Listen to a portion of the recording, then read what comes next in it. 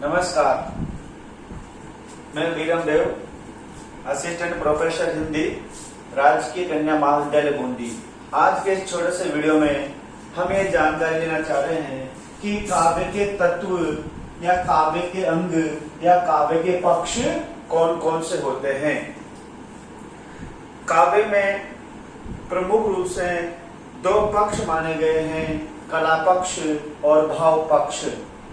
जब हम किसी भी काव्यांश की व्याख्या करते हैं तो व्याख्या करते समय जो हम निष्कर्ष लिखते हैं उस निष्कर्ष में हमें कला पक्ष और भाव पक्ष के संदर्भ में टिप्पणी लिखनी होती है। तो आज इसी बिंदु पर हम चर्चा कर रहे हैं। काव्य के तत्व या काव्य के अंग या काव्य के पक्ष। पाश्चात्य विद्वानों के अनुसार काव्य के 4 तत्व माने गए हैं। पाश्चात्य विद्वानों ने काव्य के 4 तत्व माने हैं। पहला है भाव तत्व, जिसमें कवि के भाव निहित होते हैं। वह अपनी संवेदनाओं को, अपने भावों को उसमें व्यक्त करता है। तो काव्य का पहला तत्व है भाव तत्व। दूसरा है बुद्धि तत्व। बुद्धि तत्व को विचार तत्व भी कहते हैं। जब भी कोई कवि साहित्य की रचना करता है तो उसमें अपने विचारों को वो अपने बुद्धि का प्रयोग करता हुआ काव्य की रचना करता है। तीसरा है कल्पना तत्व। जब भी कोई कवि साहित्य रचता है तो वह यथार्थ की बातों के साथ कल्पना का भी वो उसमें प्रयोग करता है। तो पाश्चात्य विद्वानों ने काव्य का तीसरा तत्व माना है कल्पना। और चौथा तत्व है शैली तत्व, लिखने की टेक्निक, अभिव्यक्ति। चौथा तत्व है शैली तत्व, लिखने की टेक्निक, यानी कि अभिव्यक्त करने का तरीका कि किस प्रकार से वह अपनी बात को प्रस्तुत कर रहा है। उसमें किस प्रकार के छंदों का, भाव, अलंकारों का, शब्द शक्तियों का, इस प्रकार का उसने प्रयोग किया है। तो पाश्चात्य विद्वानों ने काव्य के 4 तत्व माने। यदि कोई कवि या लेखक जब भी साहित्य की रचना करता है तो पाश्चात्य विद्वानों के अनुसार वह उसमें 4 बातें प्रमुख रूप से इन चारों बातों का उसमें प्रयोग करता है। भाव पक्ष का, भाव तत्व का, बुद्धि तत्व का, कल्पना तत्व का और शैली तत्व का। और जब हम व्याख्या कर रहे हैं उस काव्यांश की, तो व्याख्या करने के पश्चात जब हम निष्कर्ष लिखते हैं तो उसमें हमें कवि के भावों के बारे में बताना होता है। कवि ने उसमें किन चीजों पर विचार किया है उनके बारे में बताना होता है। कवि ने किस प्रकार की कल्पना का प्रयोग किया है और व्यक्त करने का कवि का क्या तरीका रहा है। इन चारों तत्वों को भारतीय विद्वानों ने 2 भागों में बांटा। भारतीय विद्वान इन चारों तत्वों को 2 तत्वों में समाहित कर लेते हैं। वह है भाव पक्ष और दूसरा है कला पक्ष। यानी कि भाव तत्व और बुद्धि तत्व भाव पक्ष के अंतर्गत आ जाते हैं। कल्पना तत्व और शैली तत्व कला पक्ष के अंतर्गत आ जाते हैं। यानी कि भारतीय विद्वानों के अनुसार जब भी कोई कवि काव्य रचना करता है तो प्रमुख रूप से वो उसमें 2 तत्वों को समाहित करता है। पहला है भाव तत्व, जिसे भाव सौंदर्य के नाम से भी जाना जाता है और इसे वर्ण्य वस्तु के नाम से भी जाना जाता है। और तीसरा है कला पक्ष, जिसे शिल्प सौंदर्य भी कहते हैं और शिल्प वस्तु भी कहते हैं।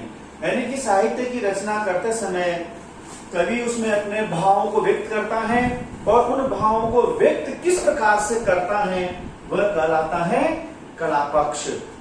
तो भाव पक्ष में क्या क्या आता है, किन की बातों का हमें ध्यान रखना होता है।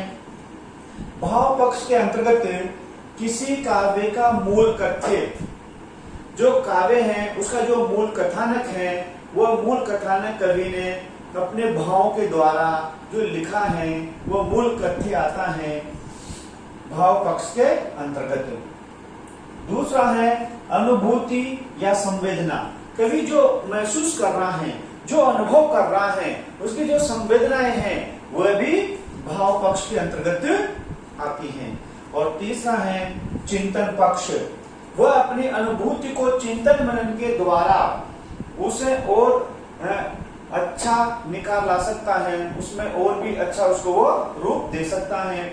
इसीलिए चिंतन पक्ष भी भाव पक्ष के अंतर्गत आता है। चौथा है प्रकृति चित्रण। क्योंकि साहित्य प्रकृति से जुड़ा हुआ है तो कवि उसमें प्रकृति का भी समावेश करता है। पांचवा है रस प्रक्रिया के आधार पर विभाव, अनुभव और संचारी भावों की समीक्षा। जब भी कोई साहित्यकार कवि होता है वह साहित्य लिखते समय उसमें रसों का विशेष ध्यान रखता है और रस प्रक्रिया के आधार पर विभाव, अनुभव और व्यभिचारी भावों की समीक्षा करता हुआ वो अपने साहित्य का निर्माण करता है। दूसरा है कला पक्ष। शिल्प सौंदर्य के भी कहते हैं और शिल्प वस्तु से के नाम से भी इसे जाना जाता है। कला पक्ष के अंतर्गत क्या क्या आता है? अपने भाव, अनुभूति व्यक्त करने का तरीका, कवि ने जो महसूस किया, कवि ने जो अनुभव किया, उसे किस प्रकार से वो लिखें, किस प्रकार से वह उसे व्यक्त करें, वो जो टेक्निक है, वह तरीका कला पक्ष के अंतर्गत आता है। और दूसरा है अभिव्यंजना। साहित्य वो होता है जो सीधा सीधा कभी बात न कहकर उसे थोड़ा रोचक तरीके से प्रस्तुत करता है, उसमें लक्षणा, व्यंजना, शब्द शक्तियों का प्रयोग करता है, वो कहलाती है अभिव्यंजना। तीसरी है भाषा शैली। जो लेखक हैं, जो कवि हैं, जो साहित्यकार हैं, वह अपनी भाषा शैली के माध्यम से उस साहित्य को रोचक बनाता है, वह किस प्रकार की भाषा का प्रयोग उसमें कर रहा है। चौथा है छंद, अलंकार, काव्य गुण। जो साहित्यकार होता है वो अपने भाव और विचारों को व्यक्त करने का जो तरीका है वो छंदों के द्वारा, अलंकार और काव्य गुणों के द्वारा। छंद और अलंकारों, काव्य गुणों के प्रयोग से साहित्य में चमत्कार पैदा हो जाता है, साहित्य में उत्कृष्टता आ जाती है। लेकिन इनका प्रयोग अनायास होना चाहिए, जानबूझकर इनका प्रयोग नहीं होना चाहिए। पांचवा है शब्द शक्ति। शब्द में ही वह शक्ति है, शब्द में ही वह शक्ति है कि कवि ऐसे शब्दों का प्रयोग करें कि कम शब्दों के द्वारा वह अधिक भावों को व्यक्त कर सकें। तो कला पक्ष के अंतर्गत शब्द शक्ति भी आती है। छठा है प्रतीक विधान और बिंब वेदना। वह प्रतीकों और बिंबों का इस प्रकार से प्रयोग करता है कि उस कथा वस्तु का जो संक्षिप्त जो अर्थ है, उसका जो उद्देश्य है, वह पाठक श्रोताओं को समझ में आ जाता है। इसीलिए साहित्यकार अपने काव्य में प्रतीक विधान और बिंब योजना का भी वह उसमें प्रयोग करता है। छठा है रीति। रीति कहने का ढंग, कहने का तरीका। रीतियां 3 प्रकार की होती हैं, वैदर्भी, गौड़ी, पांचाली। तो कवि अपने साहित्य में, अपने काव्य रचनाओं में रीतियों का भी भरपूर प्रयोग करता है। ये तो हुई साहित्य के संदर्भ में, विद्वानों द्वारा साहित्य लिखे जाने के संदर्भ में। अब विद्यार्थियों को इनकी जानकारी क्यों होना चाहिए?